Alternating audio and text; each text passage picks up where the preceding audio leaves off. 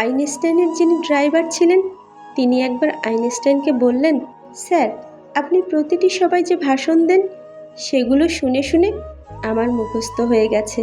Einstein তো অবাক। উনি বললেন, বেশ, এর পরের মিটিংয়ে যেখানে যাব আমাকে চেনে না, তুমি ওখানে আমার হয়ে ভাষণ দিয়ে দিও, আর আমি ড্রাইভার হয়ে বসে থাকব। যেমনি বলা তেমনি কাজ। পরের দিন সবাই তো ড্রাইভার উঠে গেলেন স্টেজে, হুবহু আইনস্টাইনের মতো ভাষণ গড় গড় করে বলে দিলেন। উপস্থিত বিজ্ঞানীরা তুমুল করতালি দিলেন। এরপর তারা ড্রাইভারকে আইনস্টাইন ভেবে গাড়িতে পৌঁছে দিতে গেলেন।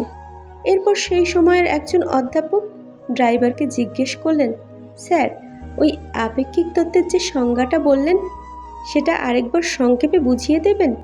আসল আইনস্টাইন তো ভাবলেন, এ তো মহাবিপদ, এবার ড্রাইভার ধরা পড়ে যাবে। কিন্তু তিনি ড্রাইভারের উত্তর শুনে তাজ্জব বনে গেলেন। ড্রাইভার উত্তর দিলেন, এই সহজ জিনিসটা আপনার মাথায় ঢোকেনি? আমার ড্রাইভারকে জিজ্ঞেস করুন, সে বুঝিয়ে দেবে।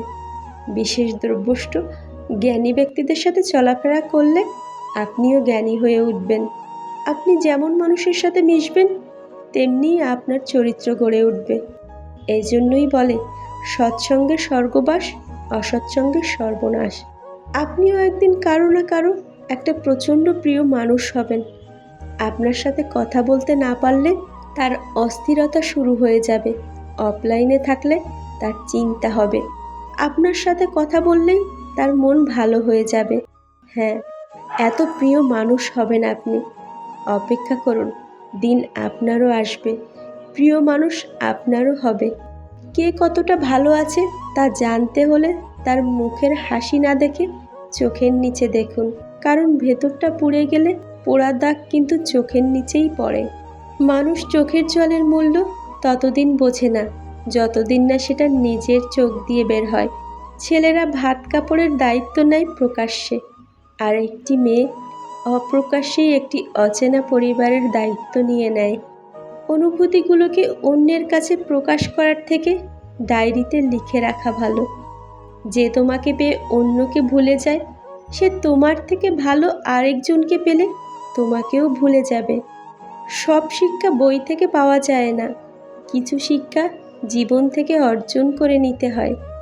মেয়েদের জীবনের সবচেয়ে প্রিয় মানুষটি হলো তার বাবা। কি ভাবছো, হেরে গেছো? তোমাকে নিয়ে মানুষ হাসাহাসি করছে, ধৈর্য ধরো, সেই হাসিটা একদিন তুমি হাসবে। এখন মানুষ ভালোবাসে কারো গুণ বা প্রতিভা দেখে, যার কারণে এক সময় গুণগুলো ফুরিয়ে এলে ভালোবাসাও ফুরাতে থাকে।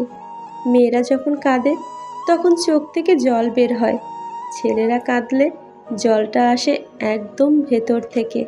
রাতটা আগের মতোই আসে, কিন্তু ঘুমটা আর আগের মতো আসে না। শুধু হাত ধরে কিছু পথ চলার নামই সম্পর্ক নয়, তাকে আঁকড়ে ধরে জীবনের শেষ পর্যন্ত সুখে দুঃখে পাশে থেকে তাকে সান্ত্বনা দেওয়ার নামই সম্পর্ক।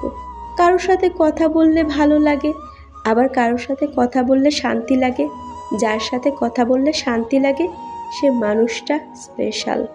ছোট ছোট নর্মালি ব্যাপারগুলো নিয়ে আপনার বুকের বাঁ পাশে ব্যথা অনুভূত হবে, এগুলো পাত্তা দেবেন না, দেখবেন ভালো থাকবেন। গাছের জীবন লতা পাতা, মাছের জীবন পানি, ছেলেদের জীবন টাকা পয়সা, আর মেয়েদের জীবন স্বামী।